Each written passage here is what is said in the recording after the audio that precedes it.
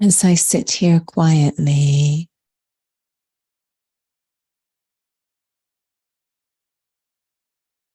I start to reflect on matters of the heart. It has been said that all we need is love.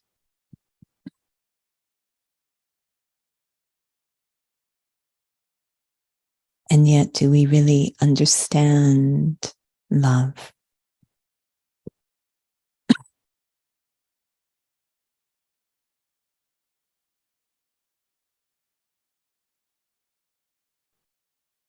We find ourselves placing so many conditions on ourselves and others. We've become experts in conditional love. But is that true love? The type of love the world needs?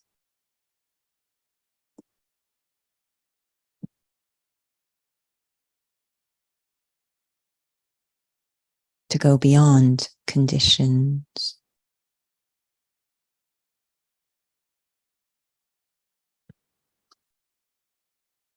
to not have any strings attached to our giving of love, to value,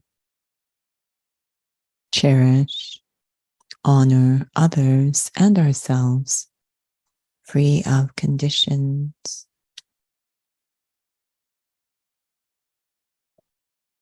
Is this possible for the spiritual heart? And what would be required for this type of unconditional love with no strings attached?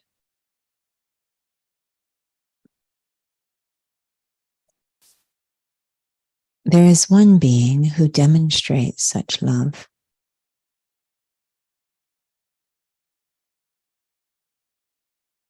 who deeply values every single human soul, regardless of their nature or actions.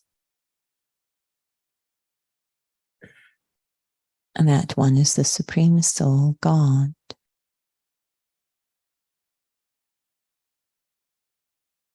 What makes it possible for the heart of God to be so unconditional? Perhaps the secret is that that one is beyond.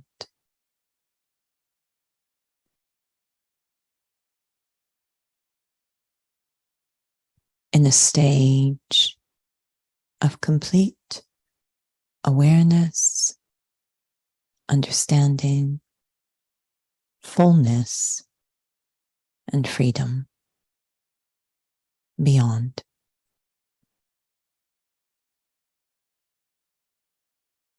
The secret to unconditional love is that stage of being beyond.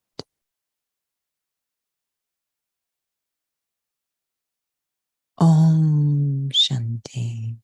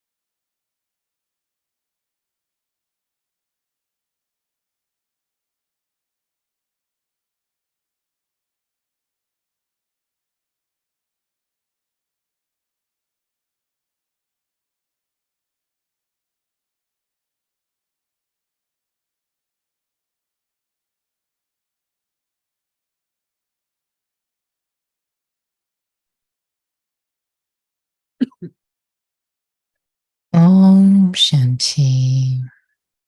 Welcome to Interview with the Raj Yogi.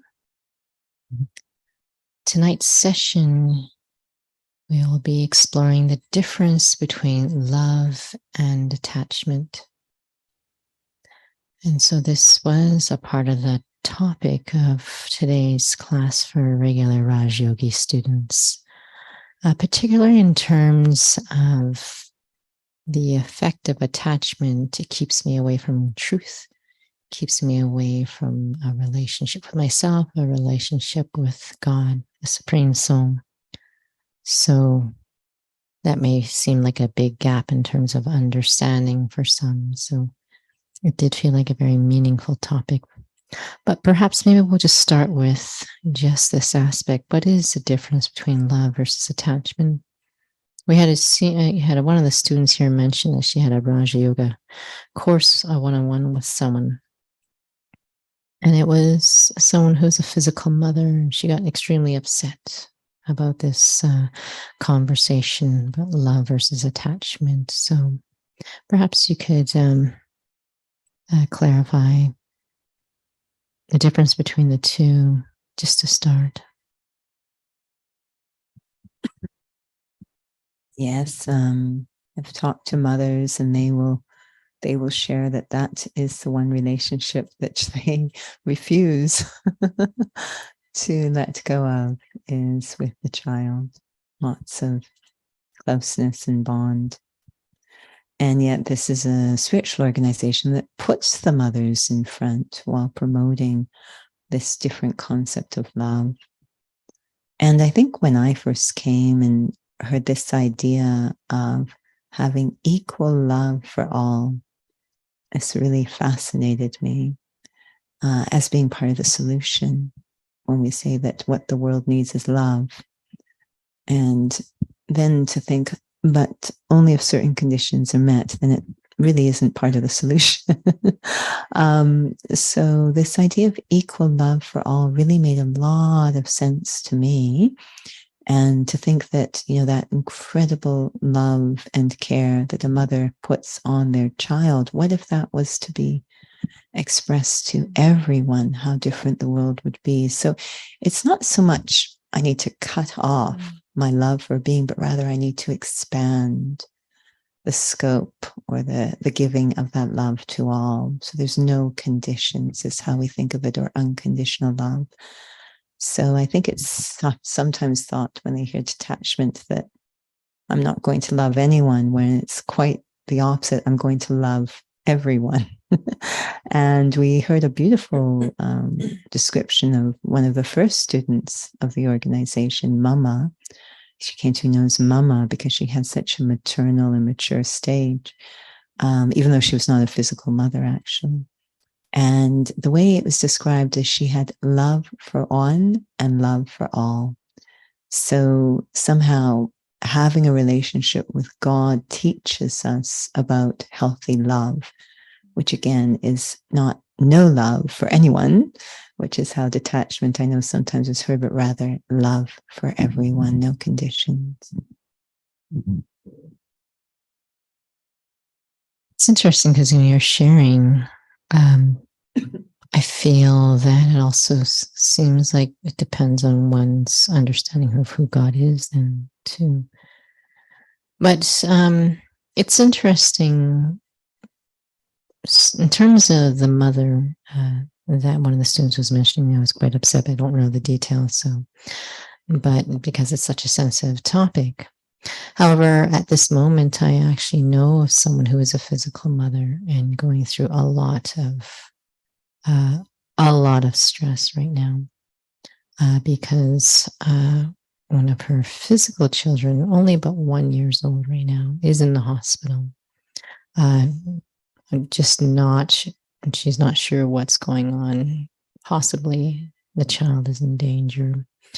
Is it even possible to even have a conversation like this with someone, or is it a timing thing?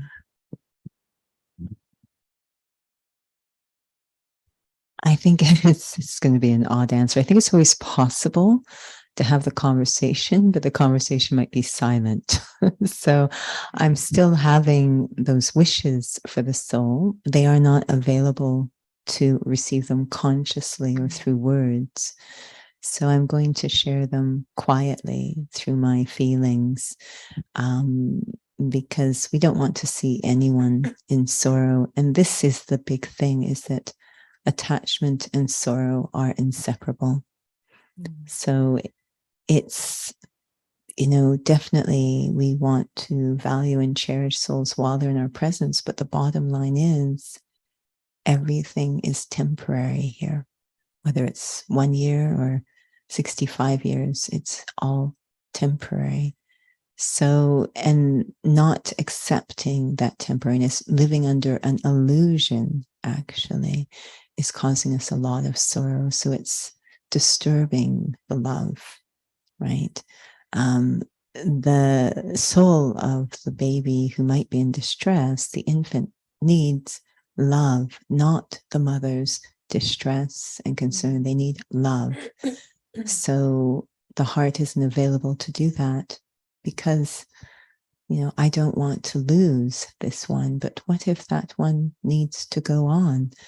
So they have their journey. The time we have, we can definitely have this beautiful relationship, but we understand that it's always temporary. So it would require certain timing or openness to accept that consciously. But at least if I have accepted it, then I can pour a lot of love into these scenes of sorrow. In a sense, we're talking about, and at this moment, this context of that kind of relationship and love. But in your experience, like attachment can be about anything. So that could seem like it could happen in any sort of context as well, if there's attachment. And maybe we don't usually think about it that way. Yeah, once we start to expand the application, I think it actually becomes more clear what people will do for the things that they love, and they'll even commit crimes. Or, so it could be a love for a possession or a love for a position or all sorts. I remember being in dance school. I think we've shared this story before, being backstage, and I was sort of alone, but many of the other dancers it was a competition. So they were backstage with their mothers, and I was just, young teenager. The whole stage mother phenomena, the so-called love for their child, that their child wins, which means another child loses. So I remember receiving a lot of negative words and vibrations backstage from these mothers. I'm a child and they're a mother, but they have this so-called love. So it can lead to some very distorted behavior, actually. So we like to think of it in a very pretty way, but there's some pretty ugly moments in our world about this so-called love for something, in a very conditional way. That's so interesting you're sharing that, because I was thinking about during the commentary about unconditional love. There might be some who might just roll their eyes when they hear that. I was in a lovely conversation today with a soul, and they were sharing that, in this clinic where we are at, they were just trying to find some ways to measure certain experiences. And one of them was, she was trying to think about happiness, but that wasn't the word she was looking for. So the best that she can think of was satisfaction. I was thinking of contentment. But the other one that she found, based on some of the research, was harmony. She felt like, oh, that would be so amazing to be able to measure that in the sense of how can we help these clients. But she was sharing that there was a huge polarity in terms of some felt like that is way too, I don't know if even the word abstract was the word. It was like something I can't even like fathom. Like it's like unconditional love seems like such a nice flowery word. How is that even relevant in life? So I found that very interesting in terms of the commentary. Basically, the last thoughts was for that kind of limitless love, there needs to be one who's beyond that. I don't even know if souls can grasp what that even means.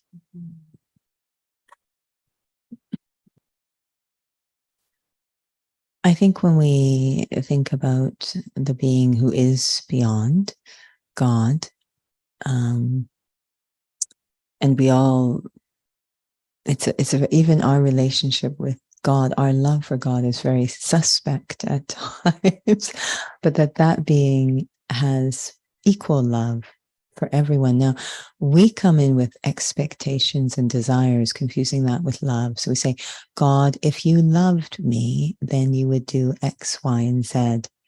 And when that doesn't happen, then we assume that God does not love us. So there's some hiccups going on in our formula. But first off, this being has tremendous love for souls. So part of being beyond is that one is completely in a stage of truth. What is eternal? That's where their love is coming from, the eternal, whereas our love is rooted in the temporal, which is very conditional.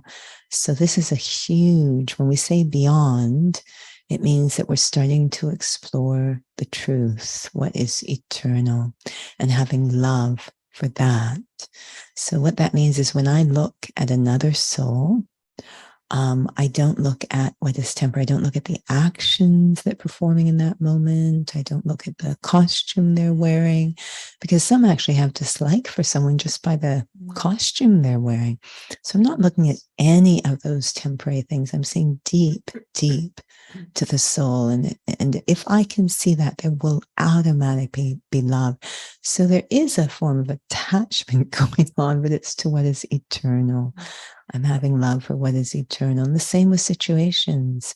We tend to only see a snippet of situations, very limited, but beyond, I see the whole story. And so I develop a sense of wonder or love. I can see the benefit. So pulling out is really going into what is eternal or true. I was thinking about some pedestrian terms that might be meaningful for some, maybe not. But I was thinking about actually a sense of objectivity, perhaps maybe not being biased or being partial. But it was interesting you were talking about detachment, which is the opposite of attachment. And when you were sharing about it's about attachment to something eternal. Could you share more about that? Because when someone hears detachment, it might be in some, I'm using the word cultural for a certain reason. There's some individuals that word maybe used as an everyday word, but for some, that word does create a feeling. And it's at the level of feeling they feel it's about a sense of disconnect. So this detachment, but you're attaching to the eternal. If you can share more about that.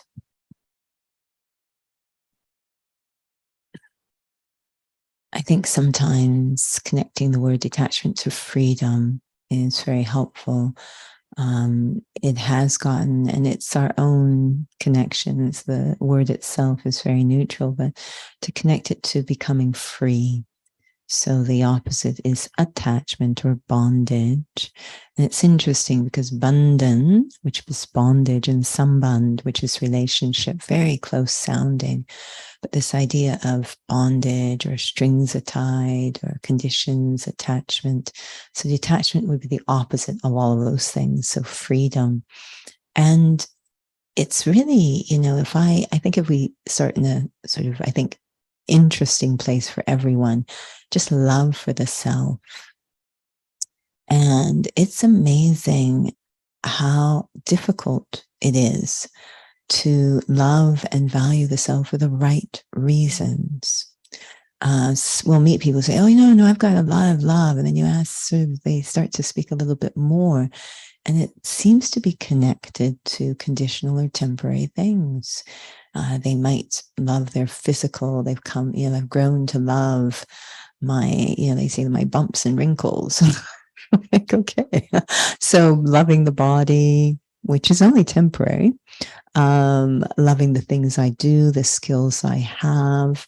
So, but to have love for the self as an eternal being, to love the self, I, the soul, it's very, very rare, but it can withstand everything. So it's very detached from all, free from all the things that block the love or make the love limited. So when we say detached, it's always useful to finish the sentence, detached from limitations or free from limitations, not just detached as in I'm just free floating out there. I'm disassociated from everything, but I am now freed from certain things that were blocking that healthy experience. So this is the idea of detached. Now, one of the things I was really reflecting on today was that when there is so this is connected to some aspects of Raja Yoga. And so when we talk about, having a relationship and connection with God, I really appreciate you talking about what kind of being is this being like. But it's fascinating that, that becoming free from attachment to be connected to God actually makes you more loving. And it can be quite frightening for souls. Or perhaps maybe back to that challenge of, maybe on an intellectual level, one understands what that means, but on an experiential level, not really being able to is perhaps another thing. But even just to get one's heart and head wrapped around how becoming detached and actually being connected to God can actually make one loving. I do find it quite interesting in terms of that connection of being beyond, and to share more about even what beyond even means. I think if everyone can reflect now on times they've been in the company of someone who makes them feel very comfortable, safe, secure, they don't feel judged. They tend to perform at their best. And we have a little story about that in a moment. But I know that when I'm around certain people who give off a very accepting vibe, comfortable around them, don't feel judged, don't feel criticized, we tend to express ourselves in a more authentic way. This is actually what God is up to. So any soul that comes in connection with that being, now we've made him out to be very judging, which we now know is projection of our own perspective. But that being is actually unconditional, no judgment, no critical, nothing. Very, very pure love. And that brings out the best in us. It turns out we're very loving beings. And when we're around someone who's beyond all of those judgments, etc., then we also start to emerge our true state. So I know you've heard this story before, but I found it really interesting. There was this acting company, and some of the actors would come and go. So a new actor came on board, and almost from the get-go, he was really irritating everyone. They felt very arrogant, and so they were starting to judge that soul. And there was one actor who, whenever they were in what's called the green room, which is off stage while the play is running, they'd be sitting there, just quite frankly, knitting. And the other one would come down and not really look directly at them kind of way, but they must have felt a comfortable vibe. Because when they were with that soul and only that soul, and the vibe they were giving off where there was no judgment, very, very pure, neutral, they started to share things about themselves. They said, that they had a history of going through foster homes, and they always felt very insecure in settings. I mean, completely different from how they were presenting to everyone else. That judgment was shutting them down, whereas this non-judging, unconditional space attachment leads to expectations, judgment, disappointment, on and on it goes. This very free state actually allowed them to be a different, and eventually they started to express in a different way, and the dynamics with the others started to change too. They just needed one soul with which they could feel a deeper sense of themselves, more authentic self. And turns out they were very, very loyal soul. It was shared that they would give the shirt off their back if you needed it. Very, very loyal. This is how they expressed their love and regard. So that's the nature of the soul. When we say children of God, we're talking about our true nature, which includes being very loving unconditionally. So how is that going to come out? I need to be around a soul who loves me unconditionally.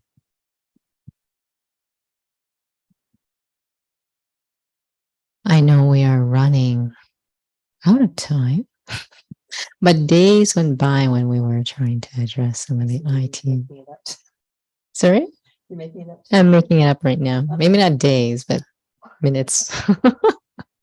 However, just for this aspect of being beyond, because that's so much about what I was thinking about.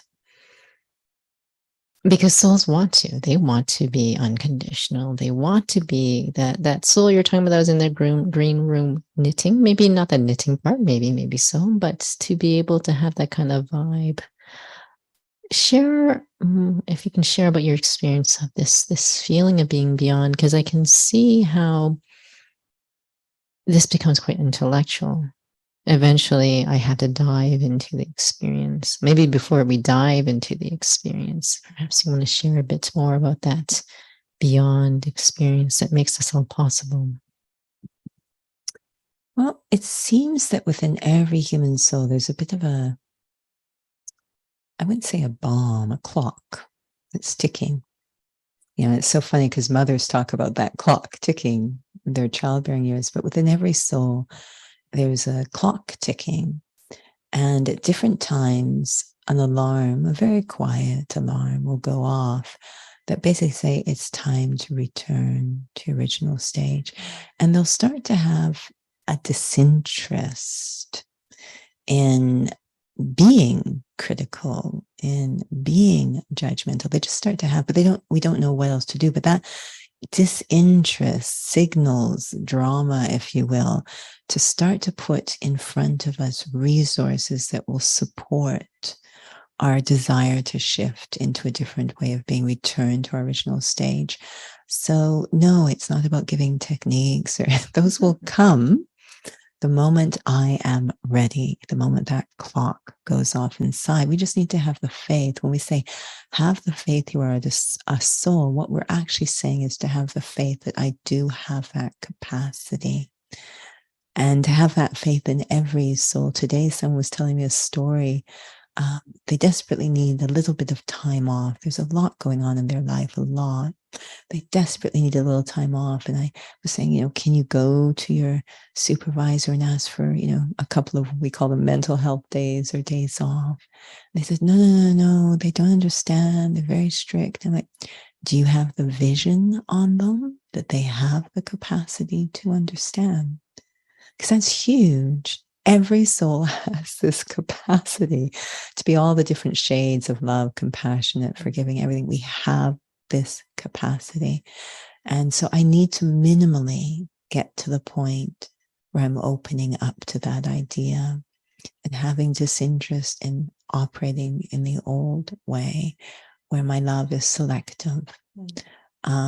Can see that's not going to help our world at all. So when that clock starts to go off, I think the planets move and start to bring resources in front of the soul that will support them. But the invitation has to come from inside. Well, perhaps we will have a little reflection or experience, whatever pulls you, about this chanting.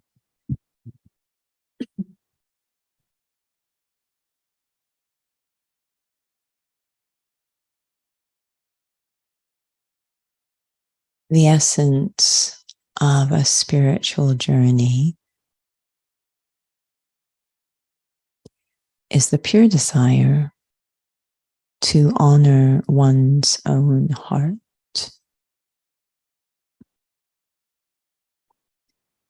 And that's not the heart of being emotional or reactive or romantic, but the heart of being mature and loving, like a mother for the world.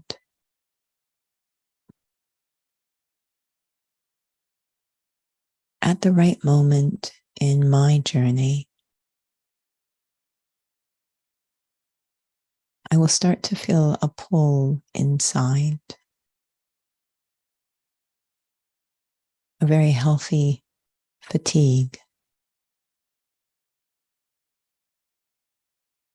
where I don't want to operate the way I have been, very judgmental, very critical. Minimally, I want to love myself. And in my heart, I know that will require letting go, detaching from an old way of operating, and embracing the original way of operating, the authentic, true way of operating, my intrinsic nature. There are moments in my life when I have seen flashes of how large my heart can be, moments where I have forgiven or accepted or understood. I know it's possible, but now I want to make it a way of life. Not rare moments of kindness, but a natural way of life when I have love for the self constantly, love for others unconditionally, and a love for truth in every action. Om Shanti.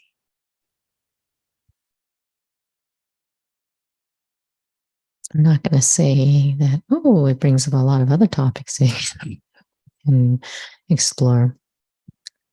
I do enjoy, we have a chance to go a little deeper. And so just a reminder for souls in terms of upcoming sessions, I believe that when we start with a new month, there probably is another English workshop, but I encourage souls to go to the website. But we do have public English workshops at the Inner Peace Center that we've been trying to have at the beginning of every month. And so I don't think anything is posted at this point in time, so stay tuned. But we have all our drop-in sessions are all online for the public. For those who don't have any experience, or even if you have some experience, you may enjoy those ones on the Tuesdays at the beginning before the interview, and the Thursdays, Fridays, and Saturdays. There is a Raja Yoga English Foundations course that's starting next week. So that's on the Wednesdays, and I believe that's 6:30 to 8 o'clock. So that's online as well as on site at the Inner Peace Center. So you'll be able to find that if you're interested to register. We still have an on-site session as well at the Academy on Saturdays. So please save the date for that as well.